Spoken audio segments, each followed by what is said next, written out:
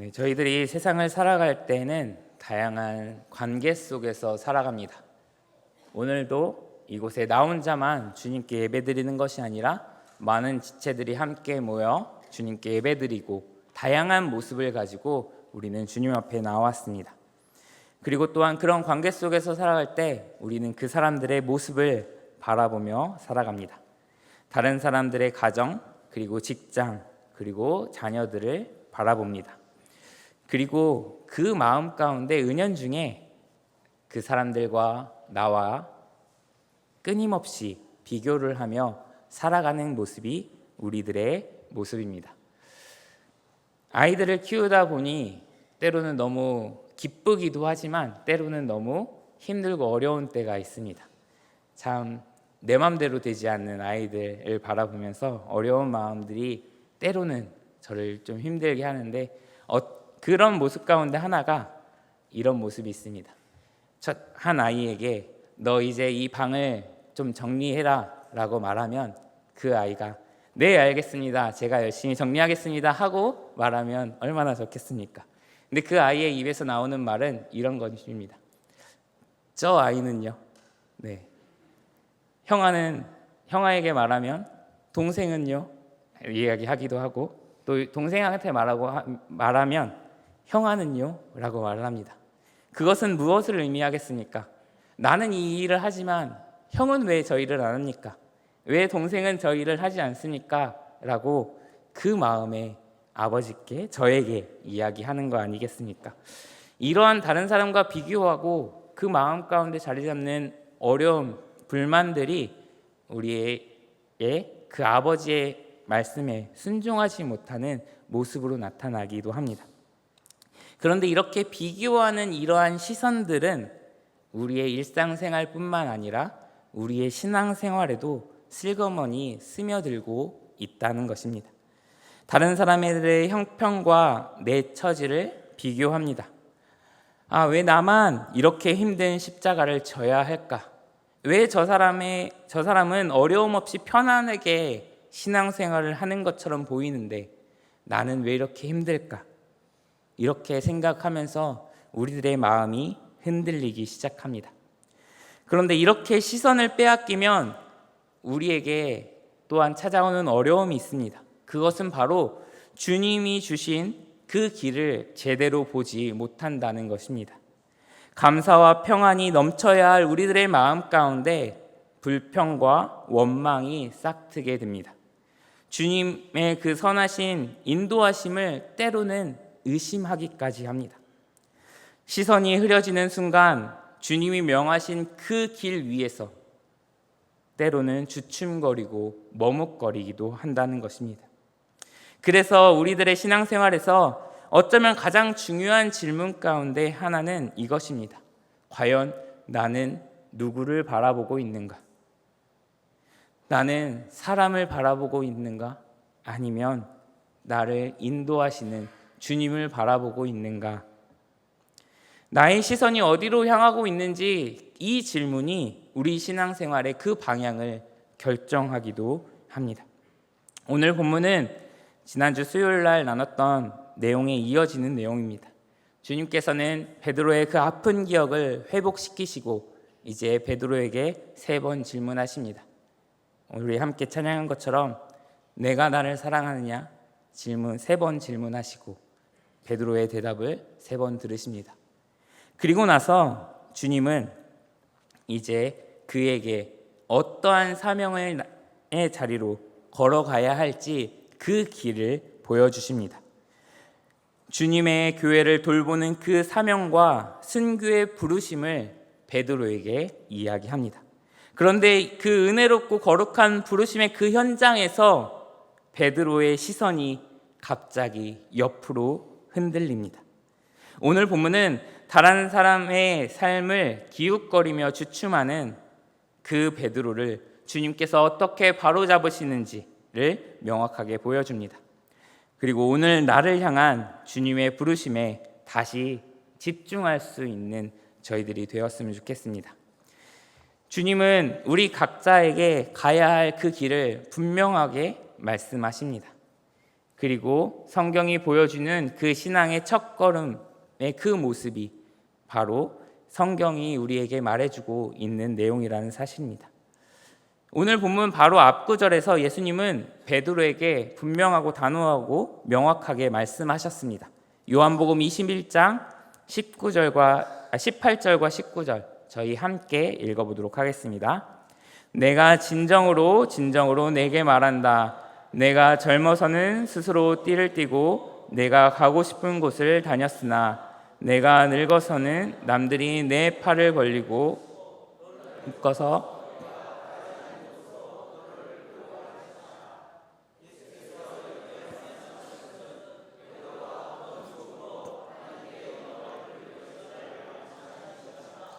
예수께서 이 말씀을 하시고 나서 베드로에게 나를 따라라 하고 말씀하셨다. 예수님의 부르심은 언제나 개인적이고 직접적입니다. 예수님은 베드로에게 인생이 어떻게 될 것인가 걱정하지 말라고 또한 달래시지도 않았습니다. 오히려 그의 인생이 어디로 향할 것인지 분명한 목표와 방향성을 말씀하셨습니다. 그리고 예수님께서는 베드로에게 나를 따르라 라고 말씀하십니다. 주님은 그 길의 모든 내용을 우리에게 말씀하시지 않습니다. 대신 그 길에서 누구를 따라야 할지, 어느 방향으로 가야 할지를 우리에게 분명하게 말씀하신다는 사실입니다. 우리의 신앙도 이와 같습니다. 주님께서는 우리를 주님을 따르라 라고 말씀하십니다. 그런데 우리에게는 자꾸 질문이 떠오릅니다. 주님, 그럼 앞으로는 어떻게 됩니까?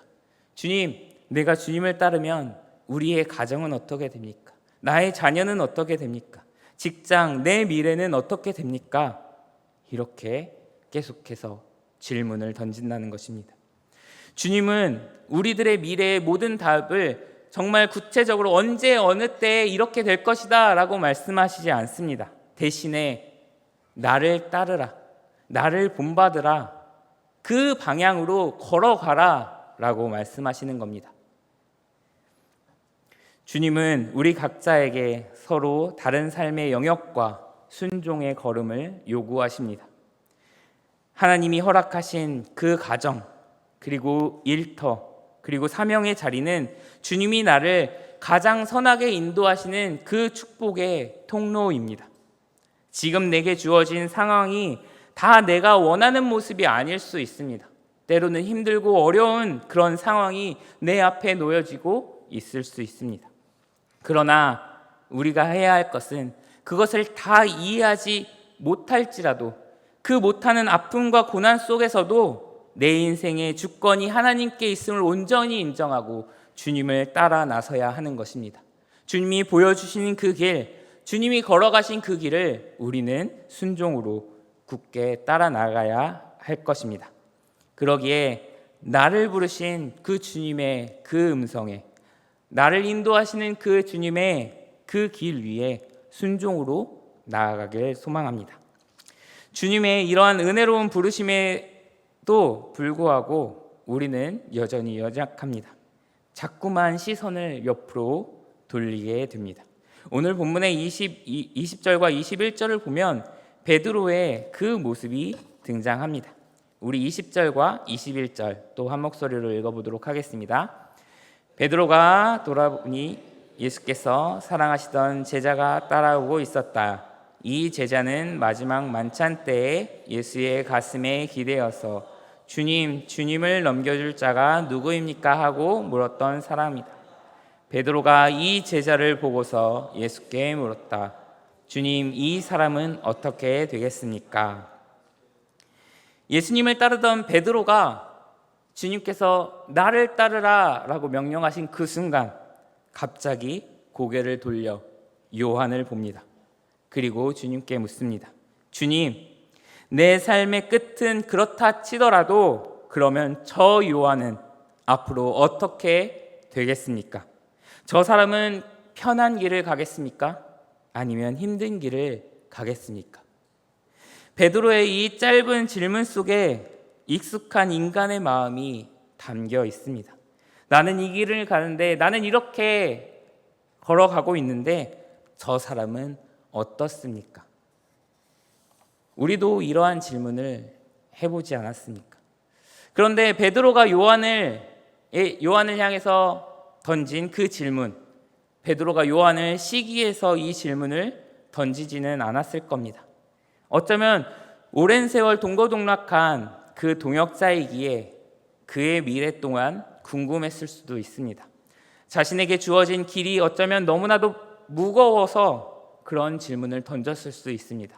성경은 이 베드로가 어떠한 동기에서 어떠한 이유에서 질문을 던졌는지 말해주고 있지는 않습니다. 하지만 분명한 사실이 한 가지 있습니다. 그것은 예수님을 따르던 베드로의 시선이 주님을 온전히 향해 있지 않고 요한을 향했다라는 사실입니다. 그렇다면 성도 여러분, 여러분들의 시선은 지금 어디를 향해 있습니까? 예수님입니까? 아니면 내 옆에 있는 옆 사람입니까? 내게 주어진 사명입니까? 아니면 다른 사람들의 형편입니까? 이것이 우리의 솔직한 모습일 겁니다. 나에게 주어진 사명과 삶의 무게가 버거울 때 우리는 곁눈질을 시작합니다. 나를 부르신 주님의 그 음성보다 다른 성도의 형편에 신경을 씁니다. 왜 저 사람은 평안한데 우리의 가정에는 이러한 아픔이 찾아옵니까? 왜 저 집 자녀들은 저렇게 일이 잘 풀리는데 우리의 자녀는 이렇게 고난을 겪어야 합니까?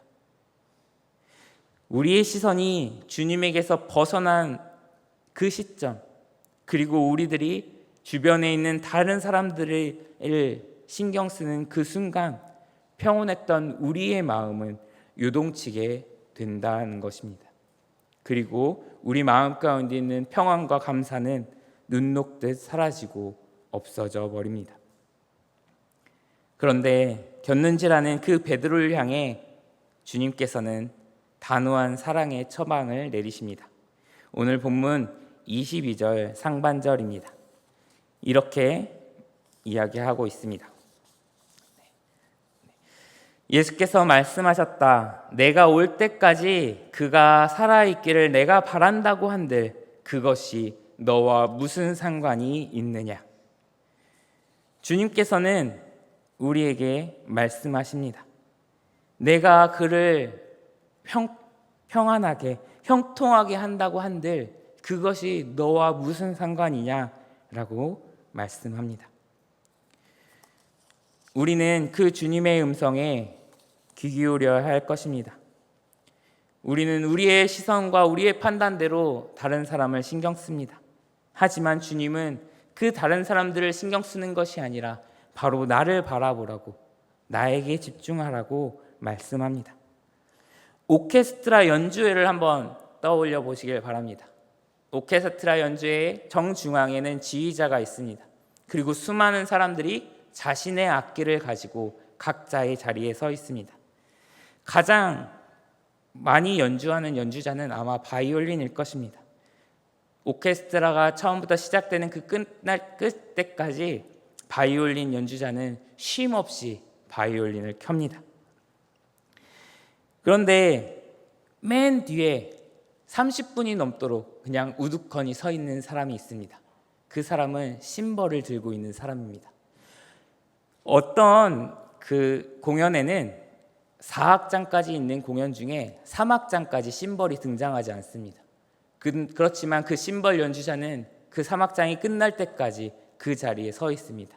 그리고 4악장이 시작되는 그 순간, 자신의 연주하는 그 순간에 심벌을 단 몇 번, 3번, 4번 정도만 연주하고 오케스트라 연주를 마치기도 합니다.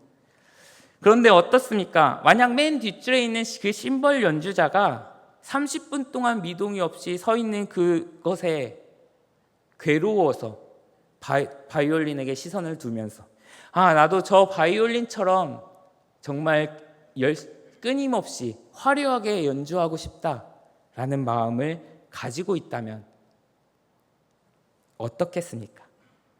이 연주자의 유일한 사명은 온전히 그 지휘자만 보고 내가 들어갈 그 타이밍에 나에게 주어진 그 순간에 쨍 하고 심벌을 울리는 겁니다.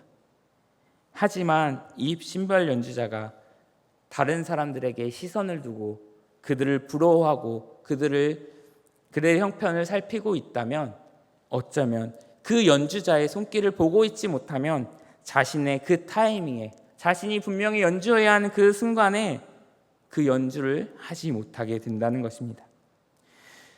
그렇기 때문에 이 연주자는 그 지휘자에 온전히 시선을 두어야 합니다. 만약 그가 그 심벌을 정확한 박자에 치지 못한다면 어쩌면 완벽했던 그 공연이 한순간에 망쳐질 수 있게 되기 때문입니다. 그렇다면 우리도 우리의 인생을 한번 생각해 보도록 하겠습니다. 우리의 인생 가운데 우리는 시선을 어디에 두고 있냐는 것입니다. 우리 모두가 주님이 연주하시는 그 오케스트라라면 나는 다른 사람의 연주에 시선을 두고 있습니까? 아니면 나를 지휘하시는 그 주님께, 그 지휘자 되신 주님께 온전히 시선을 두고 있습니까? 중요한 것은, 이 오케스트라를 한번 생각해 봤을 때 중요한 것은 내가 얼마나 연주를 많이 하느냐, 내가 얼마나 화려하게 연주를 하느냐에 있지 않습니다.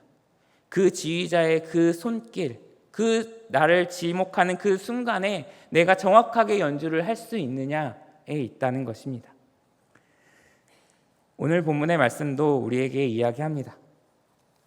주님은 다른 사람들의 인생을 내 인생의 기준으로 삼지 말라고 말씀합니다. 베드로의 길과 요한의 길이 달랐습니다. 그러기에 베드로가 요한의 연주를 신경 쓸 필요가 없습니다. 요한의 지휘자는 주님이십니다. 그러기에 요한의 인생은 주님께 맡겨진 것입니다. 베드로의 역할은 그 베드로의 지휘자이신 주님을 끝까지 온전히 바라보는 것입니다. 베드로에게 필요한 것은 요한의 악보가 아니라 요한의 악보에 신경 쓰는 것이 아니라 나의 지휘자이신 그 주님의 손길을 바라보는 일이었습니다.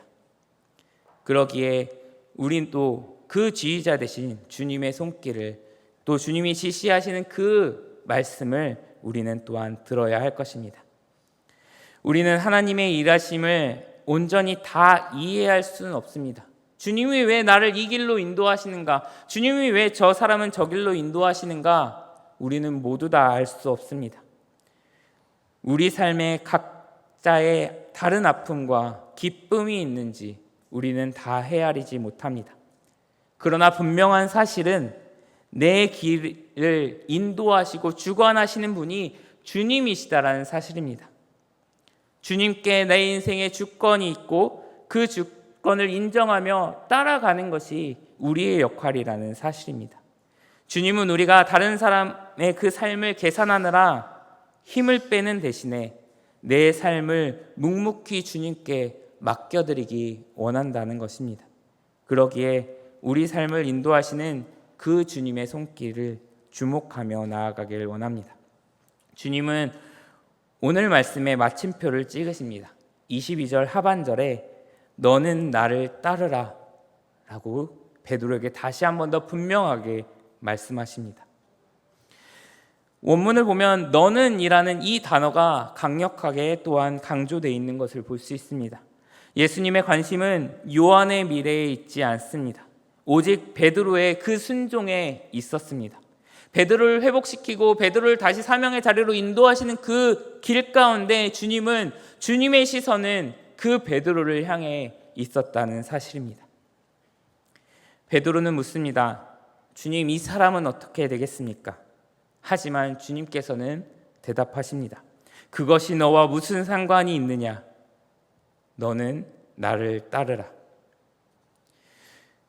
우리의 마음 가운데도 이 주님의 부르심이 우리 마음 가운데 새겨지길 원합니다. 예수님의 관심은 오직 나의 순종에 있다는 것입니다.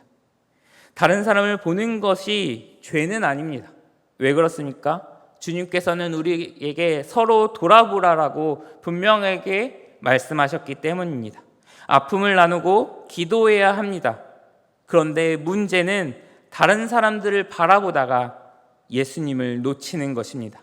그 사람의 형편이 내 믿음의 기준이 되는 것이 바로 문제가 되는 것입니다.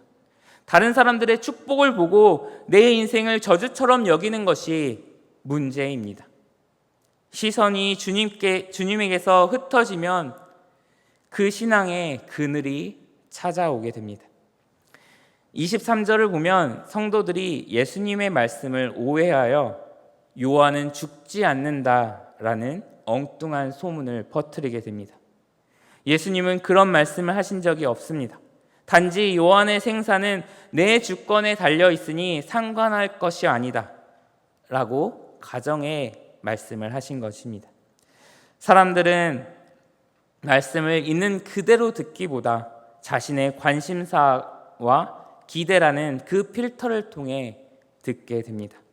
우리의 마음 가운데도 다른 사람들에게 시선을 두고 다른 사람들의 형편과 내 삶을 비교하다 보면 우리도 이러한 오류에 빠질 수 있게 된다는 것입니다.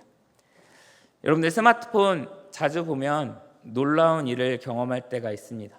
유튜브나 또 학생들과 청년들은 인스타그램이나 SNS를 보면 마치 내 마음을 너무나도 잘 알아주는 것처럼 내가 평소에 관심 있어 하는 영상과 주제들을 끊임없이 나에게 보여줍니다. 내가 축구에 관심이 있다고 하면 끊임없이 축구에 대한 영상이 올라옵니다. 내가 이성에 관심이 있다고 하면 이성에 대한 영상들이 끊임없이 떠오르게 됩니다. 내가 집안일에 관심이 있다고 하면 집안일을 할 수 있는 그 용품들이 끊임없이 우리에게 보여집니다. 그런 경험 해보신 적 있으십니까? 어떻습니까? 스마트폰이 내 마음을 너무나도 잘 알아준다고 생각되십니까? 엄청 공감을 많이 스마트폰을 통해 받으실 수 있습니다. 하지만 이것은 IT 용어로 필터 버블이라고 말하는 시스템입니다. 내 관심사라는 그 거품을 이 데이터가 분석을 통해서 우리에게 끊임없이 그 거품을 우리에게 보여준다는 것입니다. 진실은 감춰둔 채 내가 원하는 보고 싶은 것만 계속 보여주는 것이 바로 이 IT의 이 스마트폰의 역할인 것입니다. 우리의 영적인 상태도 이 필터 버블에 갇힐 때가 있다는 것입니다. 내 마음의 비교와 시기라는 그 필터가 작동하게 되면 어떻게 되겠습니까? 다른 사람들을 바라볼 때 주님은 그들을 사랑하고 그들의 필요를 채워주라, 그들에게 어떻게 도움을 줄 수 있는지 또 하나님의 그 사랑을 나누라라고 말씀합니다. 하지만 내 마음 가운데 비교와 시기라는 그 필터가 작용한다면 우리는 다른 사람들을 보았을 때 다른 성도의 그 따뜻한 격려에도 우리는 그 필터를 가지고 다른 사람들을 바라봅니다. 왜 저 사람은 나와 이렇게 다르지? 저 사람은 왜 이렇게 평안하게 살아가는 걸까라고 생각합니다. 그리고 그런 비교의 필터를 거치면 다른 사람들의 그 나를 격려하는 그 말도 나를 조롱하는 말처럼 때로는 왜곡해서 듣기도 합니다. 그런데 다른 사람들의 말뿐만 아니라 하나님의 말씀도 그렇다라는 사실입니다. 내가 다른 사람들에게 시선을 두고 다른 사람들을 바라볼 때 주님의 말씀이 내게 들려왔을 때 나는 어떻게 합니까?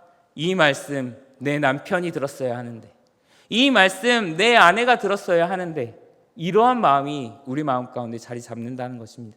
이 말씀 우리 교회 청년들이 들었어야 하는데, 이 말씀 우리의 자녀들이 들었어야 하는데, 이러한 마음이 우리에게 든다는 것입니다.